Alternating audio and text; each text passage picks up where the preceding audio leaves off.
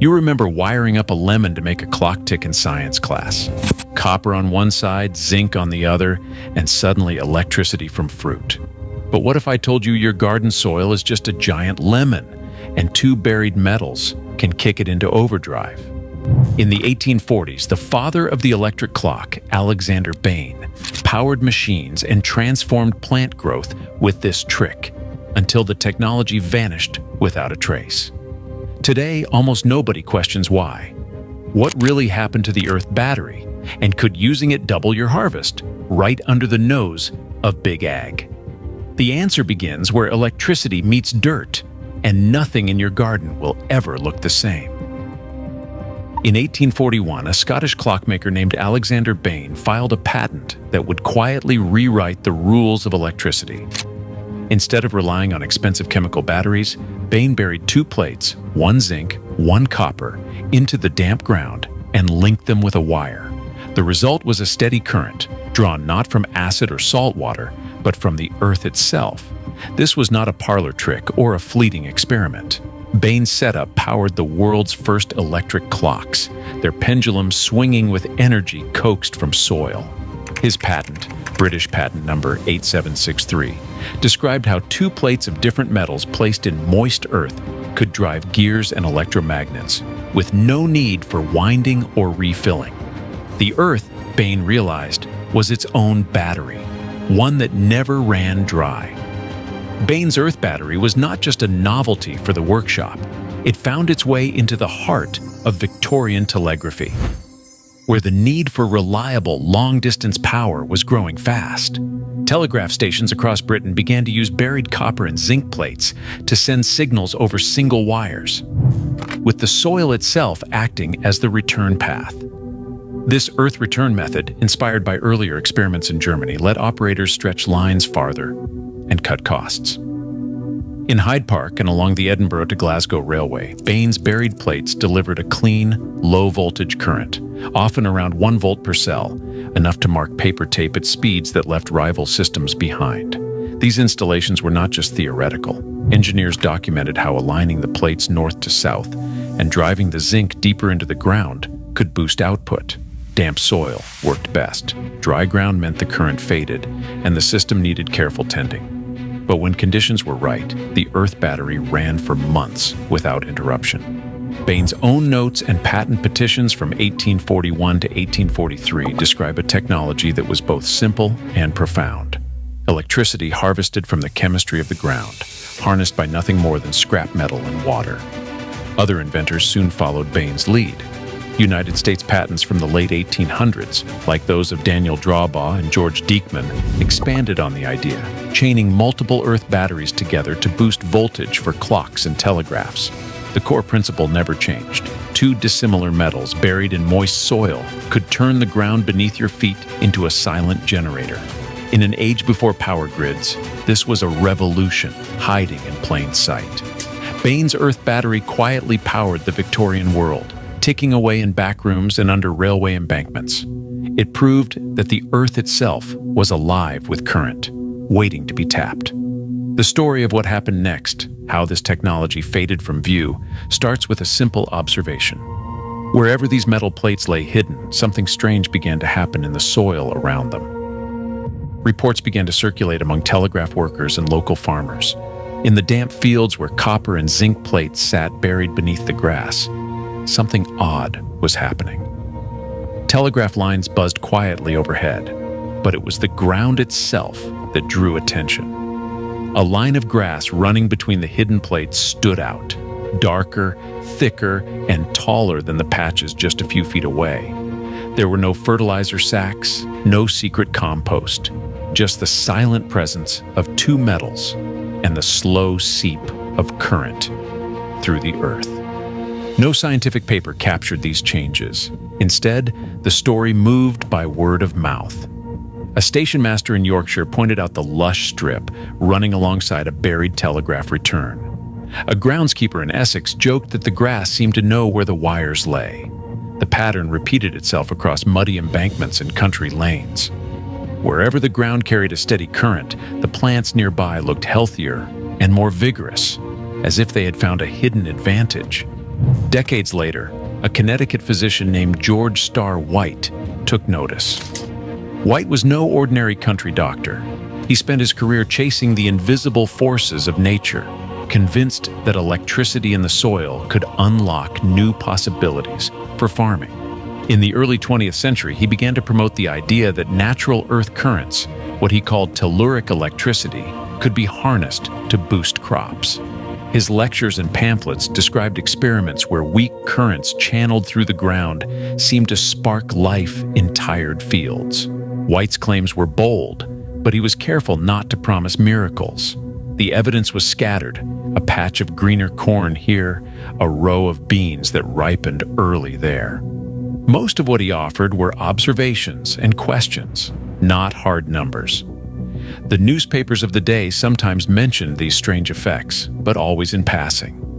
One agricultural journal from 1915 described a farmer who swore his potatoes grew bigger near a buried wire.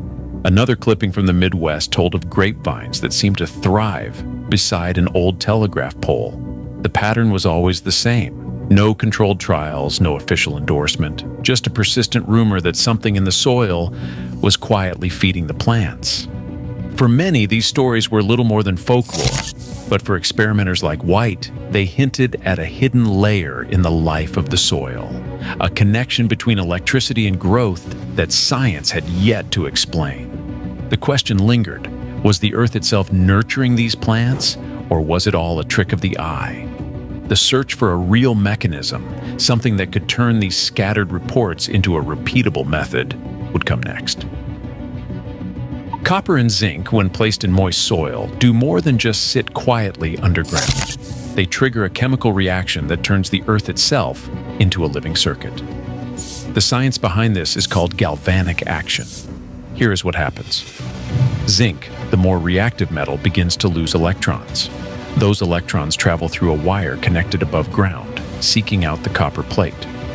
The soil acts as the bridge, carrying charged ions between the two metals. This flow of electrons is direct current, the same type of current that once powered Bain's electric clocks and telegraphs. But in the ground, this current does something else entirely. At the microscopic level, the zinc plate acts as the anode. It gives up electrons and slowly dissolves, releasing zinc ions into the surrounding soil.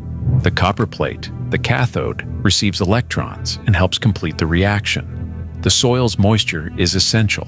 Water molecules, along with dissolved minerals and salts, enable ions to move freely. Without enough water, the current sputters and dies. In the right conditions, moist, slightly acidic soil, the voltage between copper and zinc can reach about 0.8 to 1.1 volts. It is not much, but it is enough to set off a chain of changes underground. This weak but steady current starts to break apart chemical bonds in the soil. Nutrients that were locked up as stable compounds, phosphates, calcium, potassium, begin to shift. The process is called electrolysis. As ions migrate under the influence of the electric field, some become more available to plant roots. It is as if the battery is unlocking a pantry that was always there, but sealed tight. Plants, it turns out, can sense this voltage. Their roots are not just passive straws sucking up water and minerals. Decades of plant physiology research have shown that roots actually respond to electric fields, a phenomenon called electrotropism. In controlled lab experiments, roots bend and grow toward the cathode, the copper plate, when exposed to even tiny voltage gradients. Some studies show that roots can detect fields as weak as 1 millivolt per centimeter. The effect is subtle in the wild, but in a garden with copper and zinc plates, the roots are drawn into the zone where nutrients are most mobile. The result is a double boost, more available ions in the soil, and roots that actively seek them out. This is not magic or wishful thinking. It is a documented response in plant biology.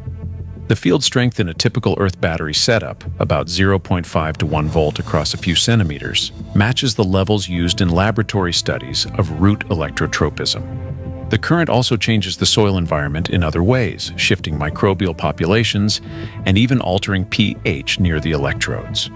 In the best conditions, gardeners and experimenters have measured voltage with a simple multimeter, proof that the system is working, even if the changes are invisible to the naked eye. The mechanism is simple, but the effects can be dramatic. With copper and zinc acting as silent partners underground, the soil becomes more than a medium for roots.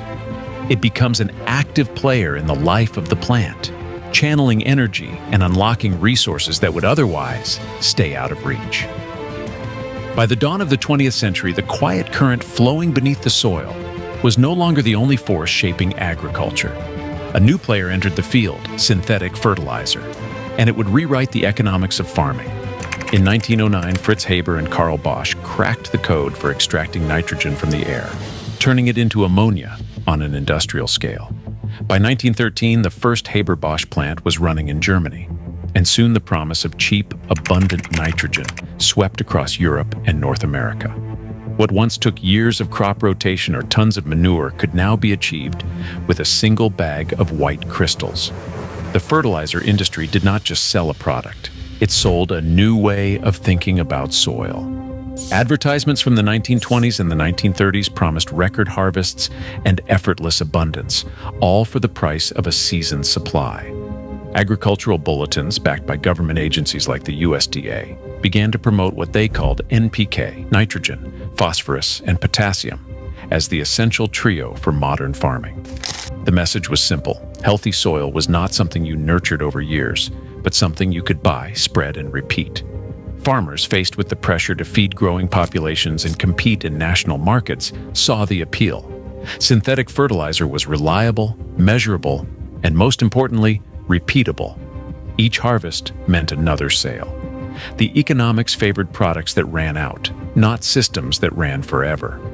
Where an earth battery needed only 2 scraps of metal and a bit of wire, the new model turned nutrients into a subscription.